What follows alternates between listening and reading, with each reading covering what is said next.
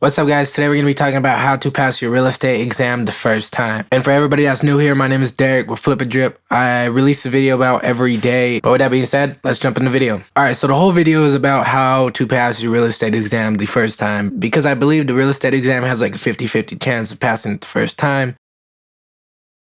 It is a little hard in certain sections, but we'll talk about that later. First, you have to do online school, and you have to do real estate principles, real estate law, and real estate practice. And I did mine at Allied Real Estate School. It's all online, very simple, very easy. They send you your books. For me personally, that's like my speed. I don't want to sit in a class with somebody. I hate distractions. I'd rather just move at my own pace. I started this process in November, and I just took my test on Cinco de Mayo, May 5th. Now, I know that's 6 months, but the whole course did not take me 6 months. It took me 3 months. And the waiting time from the Department of Real Estate took 3 months. They're absolutely slow, and they move like a dinosaur. Be warned. And this is the part why you're here. How did I pass my real estate exam the first time, and why was I so confident that I was gonna pass? Literally, I was 100% confident I was gonna pass. Okay, so what I did was I read all 3 books that I got from front to back, every page. And not just read it, I actually read it. Highlighted, took notes, looked up words that I didn't understand. The whole game plan is just to understand real estate language, because all it is a different language. And this is a tip that people are gonna be like, ooh, yeah, man, I can't do this. I need my music. I substituted my music out for real estate YouTube lessons. So when I'm driving in the car, I'm listening to real estate lessons on easements and encumbrances and vocabs and contracts. And that's because a lot of people say they don't have enough time. They're always busy, blah, blah, blah, all this. But you could listen while you drive. You could listen in the shower. You could listen while you cook. You could listen any time of the day. You could even listen while you're taking a shit.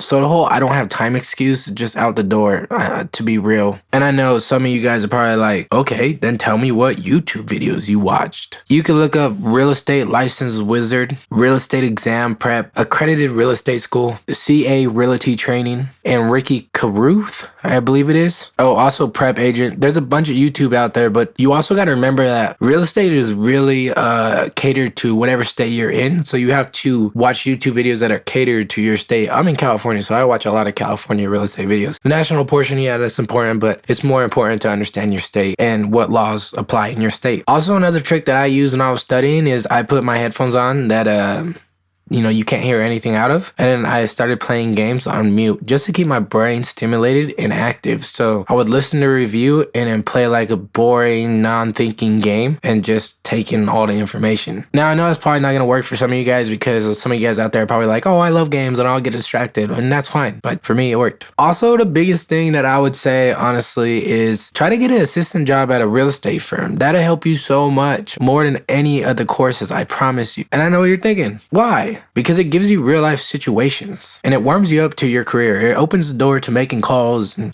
seeing how people interact with you and what can you do better and what's the language and why this and how that. That will help you so much on the test, I promise you. Now, going into the actual test, it's 150 questions. You get 3 hours. It's multiple choice and it's on a computer. In California, there's no math. And when you go in to take your test, you can have nothing on you, nothing in your pocket, nothing. They will give you a locker and you get assigned, you put it in there and you walk into a whole different room and you take your test. Most of the test is just reading, honestly. So if you're not a good reader, you need to start reading more, because that whole test is just reading. There's a lot of questions that are except. It's like everything is real property except a house, a fence, my left shoe. It's the left shoe. Another big key into passing the real estate exam the first time is knowing your vocabulary. That's so important. You got to remember, real estate is just a whole different language. That's it. That's all it is. Understand real estate as a language and you could pass that test instantly. And just for me, in my test, I know for a fact that there were some questions that this did not make sense. It was like the person did not know how to type. It was not a sentence that flowed. The answers didn't make sense. And some of them you just look at and you're just like, yo, what the